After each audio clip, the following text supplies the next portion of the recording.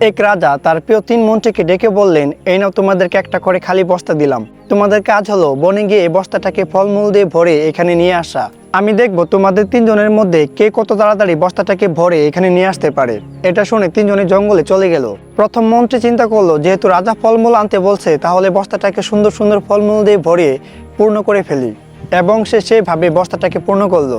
দ্বিতীয় মন্ত্রী চিন্তা করলো, যেহেতু রাজা বস্তাটাকে খুলে দেখবেন না, তাই নিচে পচা ফলমূল দিয়ে পূর্ণ করি এবং উপরে কিছু ভালো ফলমূল দিলেই চলবে। তৃতীয় মন্ত্রী চিন্তা করলো, রাজা খুবই ব্যস্ত মানুষ, তিনি বস্তা খুলে কখনই দেখবেন না, আর যদি আমি আগে নিয়ে যেতে পারি তাহলে নিশ্চয়ই তিনি আমাকে পুরস্কৃত করবেন।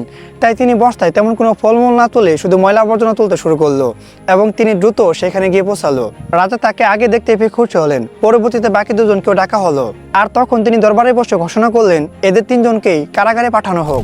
যথারীতি তাদের তিনজনকেই কারাগারে পাঠানো হলো এবং 7 দিনের জন্য বন্দী করে রাখা হলো। প্রথম মন্ত্রী তার ভালো ভালো ফলমূলগুলো খেয়ে 7 দিন পার করে ফেললো।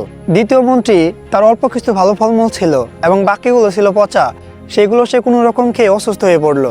7 দিন পর তাকে দ্রুত হসপিটালে ভর্তি করা হলো। এবার তৃতীয় মন্ত্রী, তিনি যেহেতু বস্তায় কোনো ভালো ফলমূলে ওঠান নাই, সেহেতু তিনি 2 দিনের মাথায় না খেয়ে পেয়ে অসুস্থ হয়ে পড়লো এবং 7 দিনের মাথায় অনেক কষ্টে ক্ষুধার্তে মারা গেল। এই গল্পের শিক্ষণীয় বিষয়টা হলো, যদি আপনি কখনো কাউকে ফাঁকি দেন, সে ফাঁকিতে আপনি নিজেই পড়বেন, কারণ আজকের কর্মের ফল আপনাকে আগামীতে ভোগ করতে হবে।